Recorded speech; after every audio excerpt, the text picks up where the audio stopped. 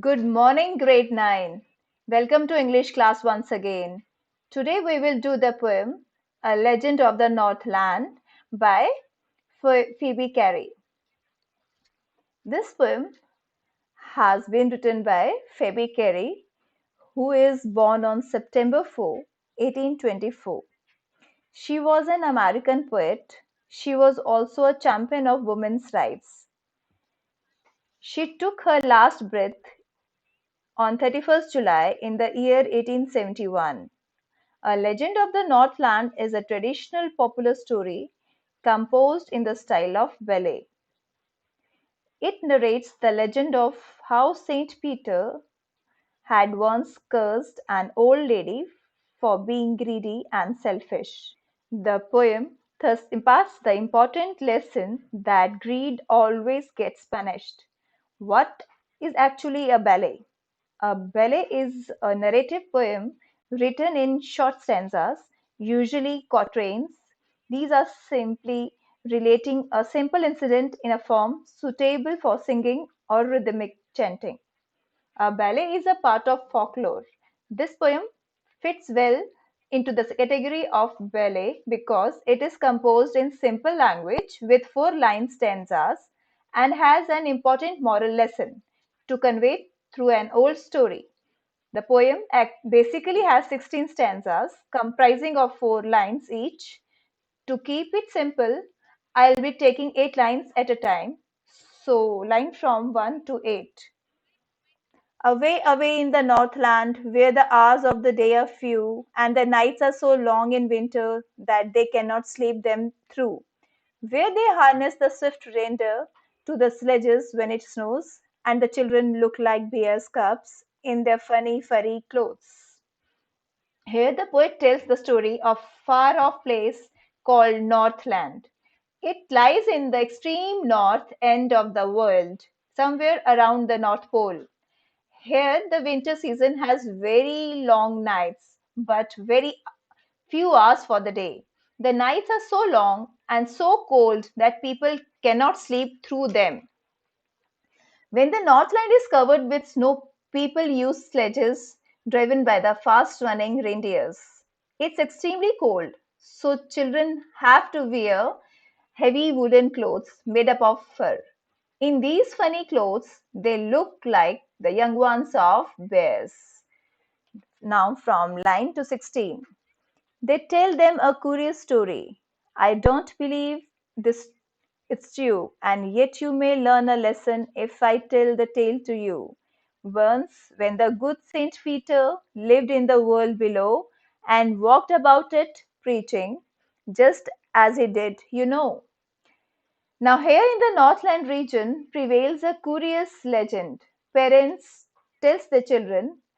Poet is not sure whether the story of the legend is true or not, but she still wants to tell this tale as it contains a significant moral or a lesson. The story narrated in the Northland about the good Saint Peter, one of the 12 apostles of Jesus Christ. Once he came down from heaven to the world below to preach the world about God.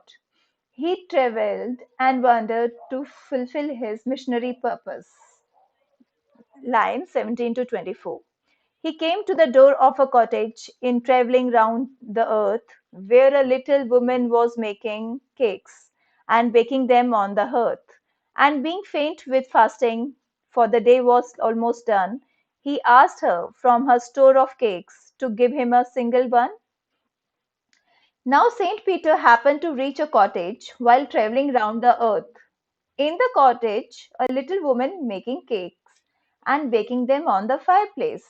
Saint Peter had been wandering about the whole day on an empty stomach, and evening he was so tired because of hunger and heat travel that he was on the verge of fainting. Means he was about to faint. So he requested the little woman to give him just one cake out of the many she had in her store.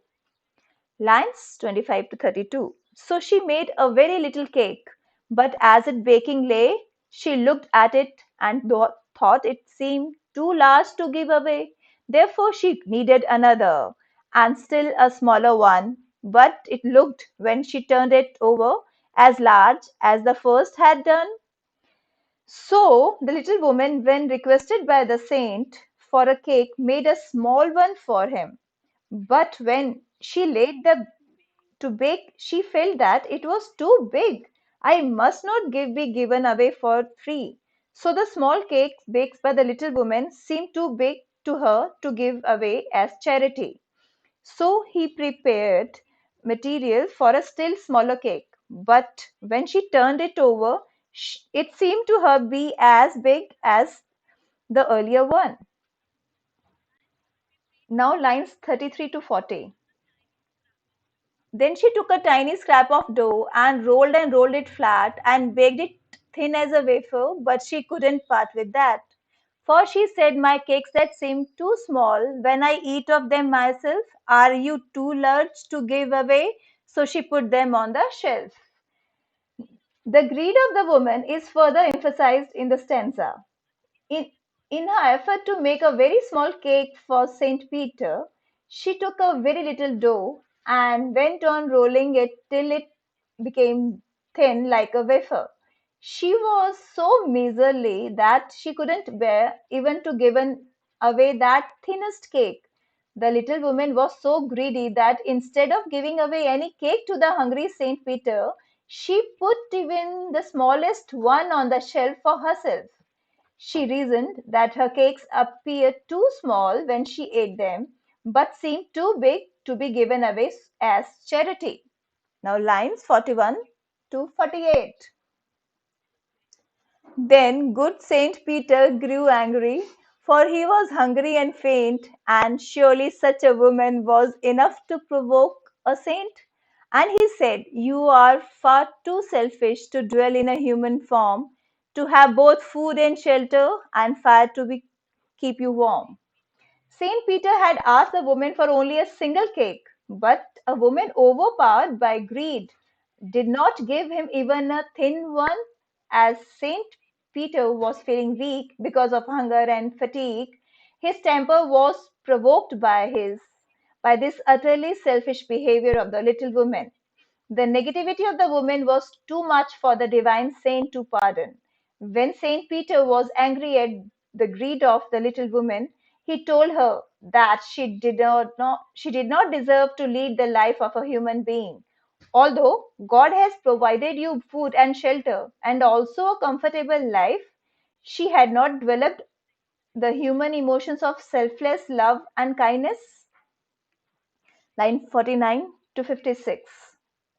Now you shall build as the birds do, and shall get your scanty food by boring and boring and boring all day in the hard dry wood.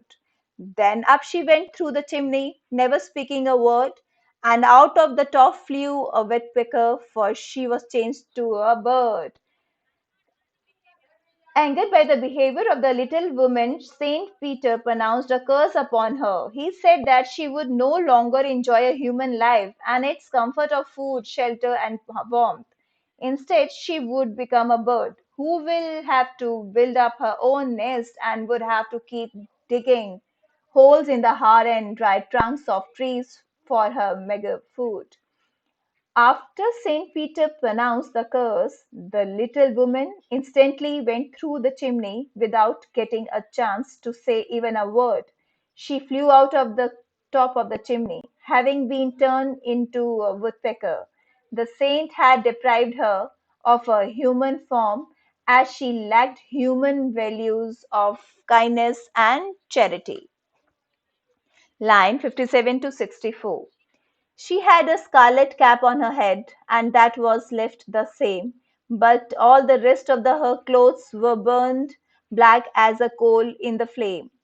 And every country school boy has seen her in the wood where she lives in the trees till this very day, boring and boring for food.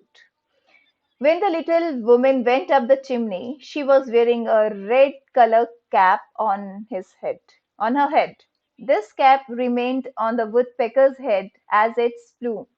However, all the other clothes worn by the woman got burnt, as black as coal due to the flame inside the chimney. Thus, the body of the bird became in black.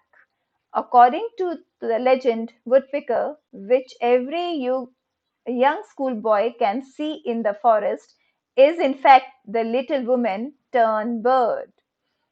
Till this day, she lives here in the trees as per the curse by Saint Peter. She has to board the trees' trunks laboriously all day to get her food. Thank you, class.